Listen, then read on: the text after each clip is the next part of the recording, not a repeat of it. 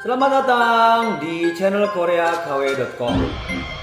Kali ini kita akan kembali belajar bahasa Korea, tetapi kita akan membahas materi kali ini, mengapa harus mempelajari bachim? Mengapa harus mempelajari bachim? Sekali lagi, materi pada hari ini di channel koreakw.com adalah membahas mengapa harus mempelajari bachim. Sederhana jawabnya, karena penulisan dan pelafalan dalam bahasa Korea belum tentu sama. Sekali lagi, mengapa harus mempelajari bachim? Karena penulisan dan pelafalan dalam bahasa Korea belum tentu sama. Jadi, penulisan dan pelafalan belum tentu sama. Intinya seperti itu. Maka jangan heran kalau kita bicara dengan orang Korea, kadang-kadang penulisannya pelafalannya sesuai penulisannya, tetapi orang Koreanya tidak mengerti. Karena apa? Penulisan dan pelafalannya bisa berbeda. Makanya kenapa kita harus belajar bachim. Bagi orang yang belum belajar bachim, saya akan menulis pelajaran bachim, link video pembelajaran bachim di bawah video ini. Tepatnya di ruang kolom deskripsi di bawah video ini. Kita akan mempelajari mengapa harus mempelajari bachim, karena penulisan dan pelafalan dalam bahasa Korea belum tentu sama. Kak, contohnya seperti apa? Ya, kita akan masuk ke contoh himang. Nah, himang. Contoh kata heimang. Himang penulisannya, tetapi pelafalannya himang. Himang pelafalannya, kosakatanya, tapi pelafalannya himang. Jadi perlu tidak belajar bachim? Pasti perlu. Karena kalau kita bicara seperti ini, 욕조가 넘치지한 길을 나는 희망합니다. Orang Korea, 희망. Ya, 희망은 musun 뜻이야? Dia nggak ngerti. Kita bilang himang. Tapi kalau kita bilang himang, oh himang. Maka hati-hati orang yang belum belajar bachim, hati-hati nanti akan sering bertemu dengan kasus seperti ini kalau kalian tidak belajar bachim. Ya, kita masuk contoh kosakata himang. Jadi penulisannya himang, pelafalannya himang. Jadi contoh kalimat himang. 욕조가 넘치지 않기를 나는 희망합니다. 욕조가 넘치지 않기를 나는 희망합니다. 욕조가 넘치지 않기를 나는 희망합니다. Artinya, saya berharap bak mandi itu tidak meluap. 욕조가 넘치지 않기를 나는 희망합니다. Saya berharap bak mandi itu tidak meluap. Nah, kita belajar juga bukannya kosakata bachim tersebut. Di dalam pelajaran ini kita belajar juga SKOP dan SPOK. Jadi dalam pelajaran bahasa Korea, penyusunan tata bahasa Korea SKOP normalnya, dan normalnya penyusunan bahasa Indonesia SPOK. Nah, kita masuk SPOK. Saya berharap. Nanan di sini adalah partikel subjek. Himanghamnida adalah predikat. Jadi SPOK Indonesia SPOK ya. Jadi subjek predikat. Saya berharap. Nanan himanghamnida. Bak mandi itu tidak meluap. Nah, Kak, berarti kalau SPOK harusnya kan langsung rel kan, Kak? Nomjijian girl. Jadi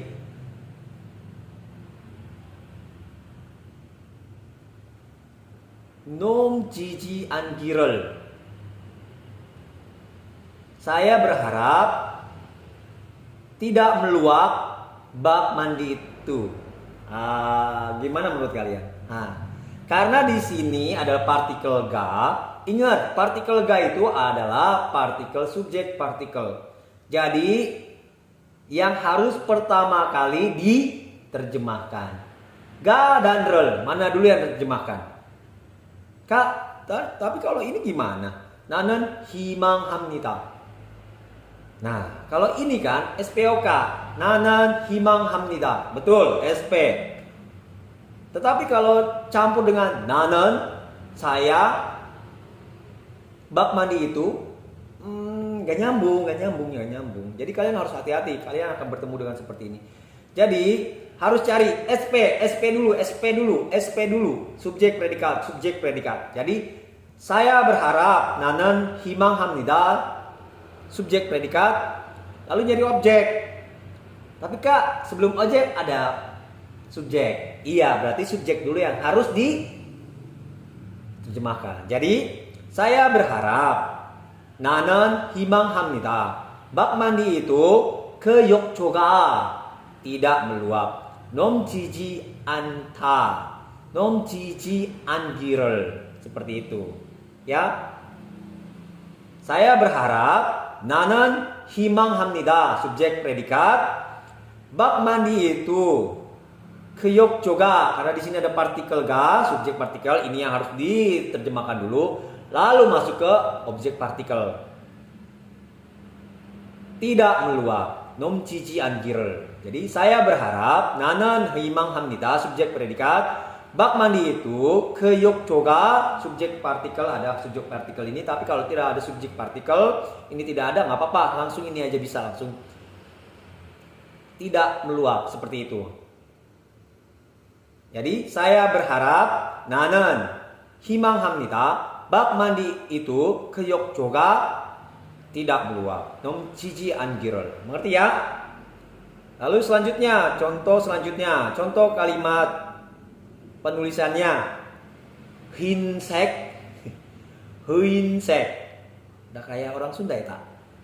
Hinsek. Pelafalannya hinsek. Penulisannya hinsek, pelafalannya hinsek. Contoh kalimat hinsek. 검정색이 좋아요? 아니면 흰색이 좋아요? 검정색이 좋아요? 아니면 흰색이 좋아요? 검정색이 좋아요? 아니면 흰색이 좋아요? Anda lebih suka warna hitam atau warna putih artinya. Jadi 검정색 itu adalah warna hitam, hinsek ini adalah warna putih. Jadi Anda lebih suka warna hitam, 검정색이 좋아요? 검정색이 좋아요? 아니면 흰색이 좋아요? Anda lebih suka warna hitam atau warna putih? 검정색이 좋아요? 아니면 흰색이 좋아요? Anda lebih suka warna hitam atau warna putih? Simple di sini. Kenapa simple? Apa tata bahasanya? Karena di sini ada kata sambung animion. Animion itu atau. Jadi dua kata menjadi satu.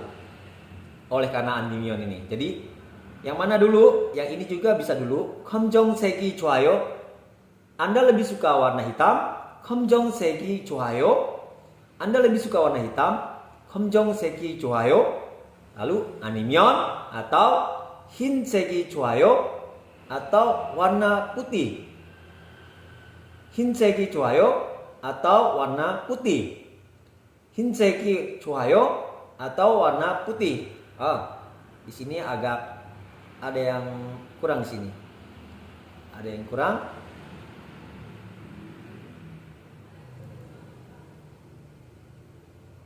Ada yang kurang di sini. Apa yang kurang? Tanda tanyanya. Oke. Jadi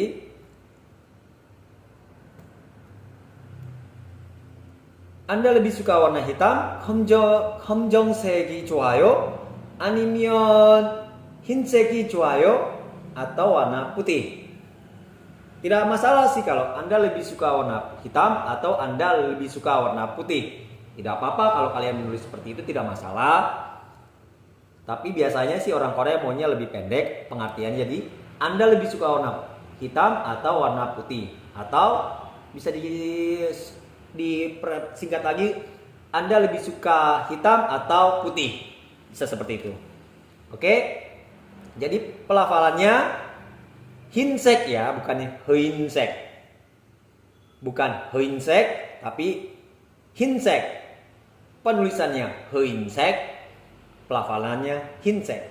Oke, kita masuk contoh yang terakhir. Kosakata hinseng. Kosakata hiseng, hiseng. Penulisannya, pelafalannya hiseng. Penulisannya hiseng, pelafalannya hiseng. Hiseng, pelafalannya hiseng. Kita masuk contoh kalimat hiseng.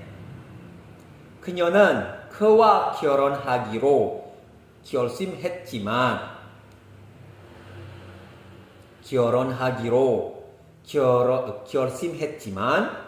그녀의 오랜 꿈을 희생했습니다.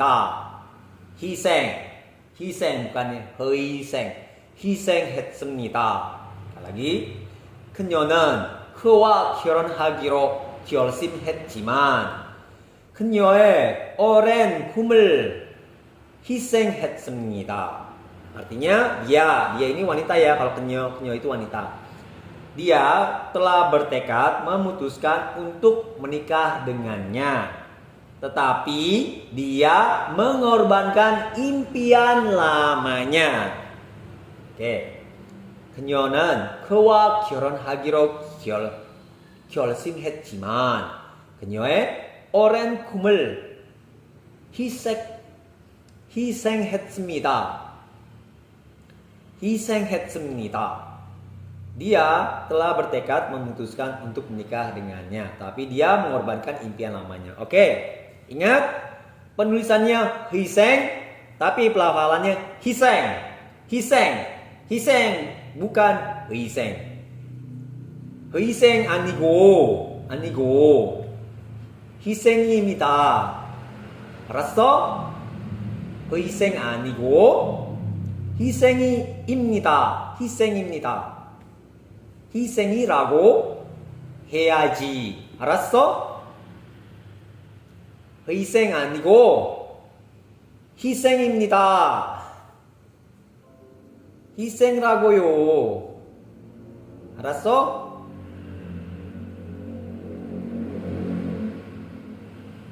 희생 아니고 희생이에요. 희생이라고요.